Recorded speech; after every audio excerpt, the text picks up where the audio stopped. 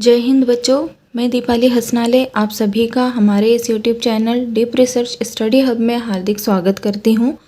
बच्चों, पिछले वीडियो में हमने बोली के बारे में अच्छी तरह से जान लिया था। इस वीडियो में हम जानेंगे उपभाषा के बारे में। तो चलिए बच्चों, आज का वीडियो शुरू करते हैं।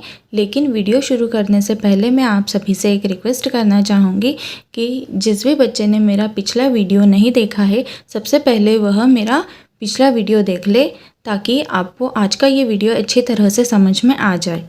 तो चलिए बच्चों, आज का वीडियो स्टार्ट करते हैं। आज के वीडियो का टॉपिक है उपभाषा। उपभाषा को अंग्रेज़ी में सब लैंग्वेज या फिर सुप्रा डायलेक्ट कहते हैं। परिभाषा देख लेते हैं। उपभाषा किसी भी भाषा का अर्ध विकसित रूप उपभाषा कहलाता है। अर्थात यहाँ पर यह बताया गया है कि किसी भी भाषा का अर्ध विकसित का मतलब होता है आधा डेवलप्ड रूप उपभाषा कहलाता है। ठीक है, भाषा पूरी डेवलप्ड होती है, ठीक है, लेकिन उससे कम डेवलप्ड रूप ही हमारा उपभाषा कहलाता है। ठीक है, अर्थात अगर किसी बोली में साहित्य रचना होने लगती है और उस बोली के क्षेत्र का विस्तार या विकास हो जाता है, तो वह बोली न रहकर उपभाषा कहलाने लगती है। अर्थात बच्चों, यहाँ पर यह बताया गया है कि यदि किसी भी बोली में साहित्य रचना अधिक पैमाने पर होने लगे, बड़े स्तर पर होने लगे, ठीक है, और उस बोली का क्षेत्र धीरे धीरे बढ़ने लग जाता है, अर्थात उसके क्षेत्र का विस्तार हो जाता है, उसका बोलने का एरिया बढ़ जाता है, तो वह बोली न रहकर उपभाषा कहलाने लगती है। ठीक है, जैसे मैंने आपको चित्र में बताया था, मैंने आपको बताया था कि भाषा का सबसे छोटा रूप होता है उपबोली, उससे बड़ा रूप होता है बोली, फिर उससे बड़ा रूप होता है उपभाषा। ठीक है, और सबसे बड़ा रूप होता है भाषा। तो उपभाषा क्या है बच्चों? बोली और भाषा के बीच का रूप है। अर्थात बोली जो है, बोली अविकसित रूप है, इसी का विकसित रूप उपभाषा है। ठीक है, और भाषा से यह अर्धविकसित रूप है और बोली से यह विकसित रूप है।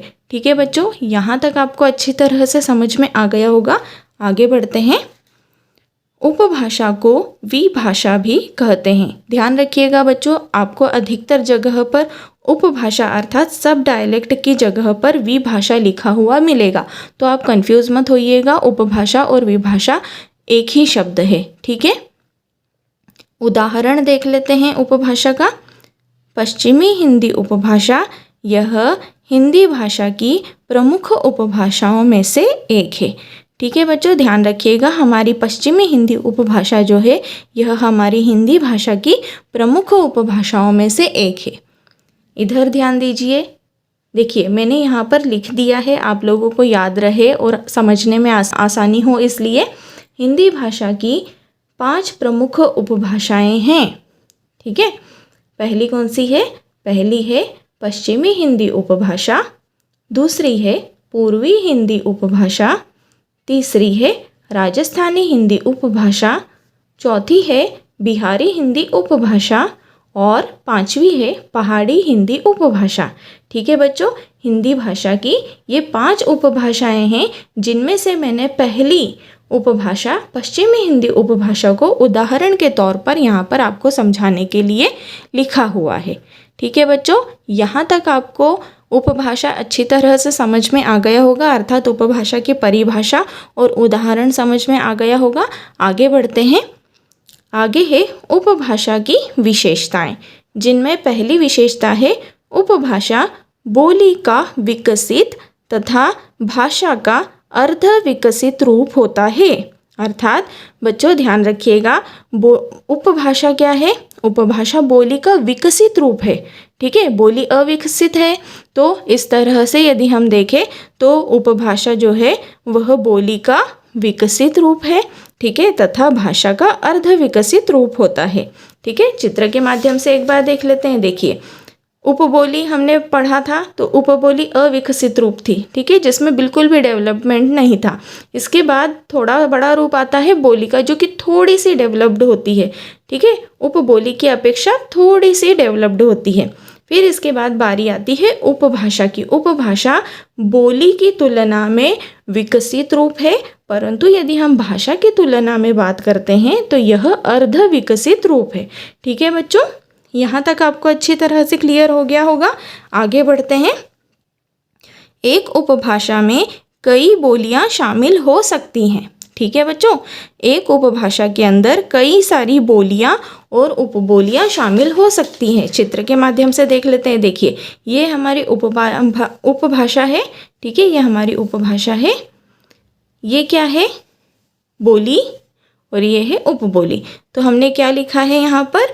एक उपभाषा में कई बोलियां शामिल हो सकती हैं, अर्थात एक उपभाषा के अंदर कई सारी बोलियां और उन बोलियों के अंदर कई सारी उपबोलियां शामिल हो सकती है। तो इस तरह से हमें क्या देखने को मिलता है कि एक उपभाषा के अंदर कई सारी बोलियां शामिल हो सकती है। क्लियर बच्चों? यहाँ तक आपको अच्छी तरह से समझ में आ गया होगा। आगे बढ़ते हैं। आगे है उपभाषा की विशेषता की दूसरी विशेषता। उपभाषा का क्षेत्र बोली की अपेक्षा अधिक विस्तृत होता है, अर्थात यह एक प्रांत या राज्य अथवा बड़े शहरों में प्रचलित होती है। मतलब कि क्या?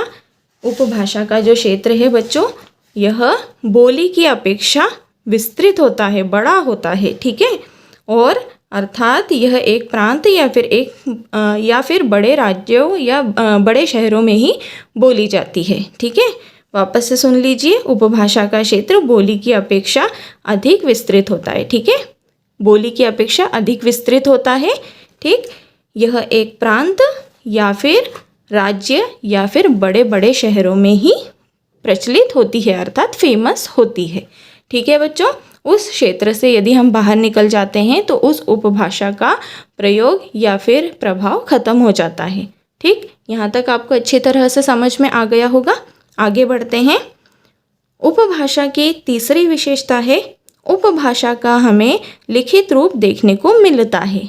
ठीक है, उपभाषा जो है यह बोली की अपेक्षा थोड़ी सी विकसित रूप होती है ना, तो इसी कारण से हमें इसका लिखित रूप देखने को मिलता है।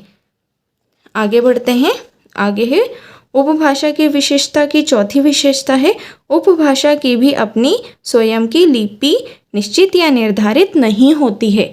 ध्यान रखिएगा बच्चों, उपभाषा की अपनी खुद की कोई लिपि निश्चित नहीं होती है, अर्थात निर्धारित नहीं होती है। यह लेखन कार्य करने के लिए, अर्थात लिखने संबंधी जो भी कार्य होता है, इसके लिए मानक भाषा की लिपि की मोहताज होती है। ठीक है, ये बहुत इंपॉर्टेंट पॉइंट है, ध्यान रखिएगा कि उपभाषा की अपनी खुद की कोई लिपि नहीं होती है, परंतु यदि इसे किसी भी प्रकार का लेखन कार्य करना होता है तो यह क्या करती है?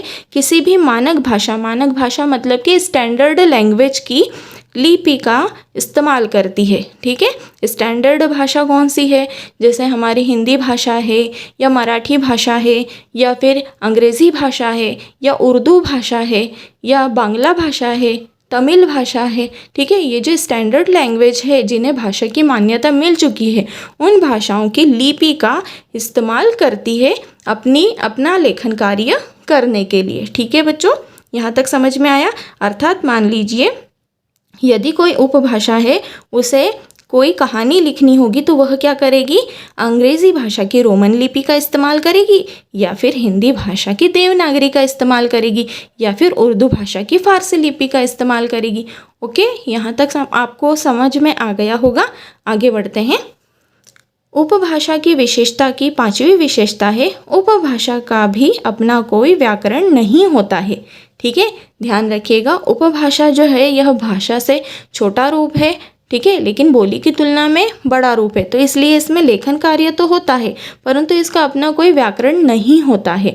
ठीक है, इसमें सेंटेंस वगैरह इनके किसी भी प्रकार के नियम नहीं बने हुए होते हैं, तो इस तरह से हम कह सकते हैं कि इसका कोई व्याकरण नहीं होता है। आगे है उपभाषा की विशेषता की छठी विशेषता है, उपभाषा में लिखित साहित्य देखने को मिलता है। ठीक है, उपभाषा में हमें लिखित साहित्य देखने को मिलता है, अर्थात इसमें अधिकतर लिखित लोक साहित्य जैसे कि लोकगीत तथा लोक कथाएं देखने को मिलते हैं, जो कि किसी मानक भाषा की लिपि में लिखे गए होते हैं। ठीक है बच्चों, अर्थात ध्यान रखिएगा, उपभाषा में हमें लिखित साहित्य अर्थात लिखित रचनाएं हमें देखने को मिलती है, जैसे कहानियाँ हैं, किस्से हैं, कविताएं हैं, है ना, गीत हैं, ये सारी चीज़ें हमें देखने को मिलती हैं। लेकिन ये किस लिपि में लिखी गई होती हैं? किसी मानक भाषा के लिपि में ही लिखी गई होती हैं। ठीक, क्योंकि इसकी अपनी खुद की कोई लिपि नहीं होती है। आगे बढ़ते हैं। उपभाषा की विशेषता की 7वीं विशेषता है, उपभाषा को बोली की ही तरह कानून की मान्यता प्राप्त नहीं होती है। ध्यान रखिएगा बच्चों, कानून की मान्यता केवल भाषा को ही मिलती है। ठीक है, अर्थात जो पूरी तरह से डेवलप्ड होती है उसी को ही कानून की मान्यता प्राप्त होती है। ठीक है, उपभाषा जो है यह भाषा की तुलना में अर्धविकसित रूप है। ठीक है, इसी कारण से इसे कानून की मान्यता प्राप्त नहीं होती है, क्योंकि यह एक सीमित एरिया में ही बोली जाती है। ठीक है, अर्थात कुछ प्रांतों में या फिर बड़े बड़े शहरों में ही इस्तेमाल की जाती है। ठीक, तो इसी कारण से इसे बोलने वालों की संख्या कम है, इसी कारण से इसे कानून की मान्यता प्राप्त नहीं होती है। ठीक है, इसके बाद उपभाषा की विशेषता का 8वां पॉइंट है, इसका प्रयोग सरकारी कार्यालयों में कामकाज के तौर पर नहीं किया जा सकता है। बच्चों, स्पष्ट बात है कि जिस चीज़ को कानून की मान्यता प्राप्त ही नहीं है, तो सरकारी कार्यालयों में सरकारी कामकाज के लिए उस चीज़ का प्रयोग कैसे किया जा सकता है। ठीक है, तो ध्यान रखिएगा कि उपभाषा जो होती है उसे कानून की मान्यता प्राप्त नहीं होती है, इसी कारण से ये सरकारी कार्यालयों में कामकाज के तौर पर अर्थात ऑफिशियल लैंग्वेज के रूप में कार्य नहीं कर सकती है। ठीक है, इसके बाद उपभाषा की विशेषता का 9वां पॉइंट है, इसमें भी आधिकारिक रूप से पढ़ाई लिखाई नहीं की जा सकती है।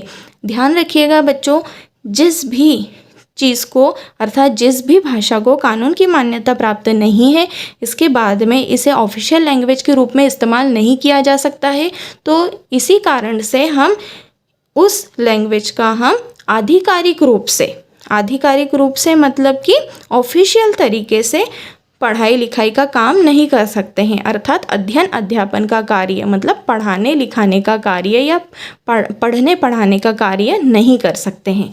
ठीक है, एक और बार ध्यान बोल देती हूँ मैं कि उपभाषा जो होती है वह आधिकारिक रूप से पढ़ाई लिखाई के काम नहीं लाई जा सकती है। ठीक है, पढ़ाई लिखाई का मतलब है पढ़ने या पढ़ाने के रूप में इस्तेमाल नहीं की जा सकती है। इसके बाद उपभाषा की विशेषता की 10वीं और आखिरी विशेषता है, उपभाषा का प्रयोग बड़े स्तर पर लोगों के द्वारा विचार विमर्श करने के लिए किया जाता है। ठीक है, अर्थात उपभाषा का इस्तेमाल हम बड़े पैमाने पर लोगों के द्वारा केवल और केवल बातचीत के तौर पर ही किया जाता है। ठीक है, इसमें स्थानीय बोलियों के शब्दों की अधिकता रहती है। ठीक है, इसमें स्थानीय मतलब लोकल जो बोलियां हैं, डायलेक्ट हैं, उनके जो शब्द हैं उनकी अधिकता होती है। ठीक है, क्योंकि हमने ये अभी जाना है कि उपभाषा में कई सारी बोलियां और कई सारी उपबोलियां होती है, तो इसी कारण से जो लोकल लोग हैं वो बोलियों का इस्तेमाल करते हैं, तो बोलियों में इस्तेमाल होने वाले जो शब्द हैं वो उपभाषा में इस्तेमाल किए जाते हैं, अधिक मात्रा में इस्तेमाल किए जाते हैं। तो इसीलिए यहाँ पे क्या लिखा गया है, इसमें स्थानीय बोलियों के शब्दों की अधिकता रहती है। ठीक है बच्चों, यहाँ तक आपको अच्छी तरह से उपभाषा ये आज का टॉपिक समझ में आ गया होगा। बच्चों, यदि मेरा ये वीडियो आपको पसंद आता है तो इसे ज़रूर लाइक करें, अपने दोस्तों के साथ शेयर करें, मेरे चैनल को सब्सक्राइब करें, बेल आइकन को दबाना न भूलें ताकि आपको नए नोटिफिकेशंस मिल सके। और यदि कोई प्रॉब्लम आती है तो आप मुझे कमेंट्स के माध्यम से ज़रूर बता सकते हैं, और साथ ही साथ ये भी मुझे बताएं कि आपको मेरा ये वीडियो कैसा लगा, इसे भी आप कमेंट के माध्यम से ज़रूर बताएं। अभी के लिए इतना ही, फिर मिलते हैं अगले वीडियो में। धन्यवाद। जय हिंद।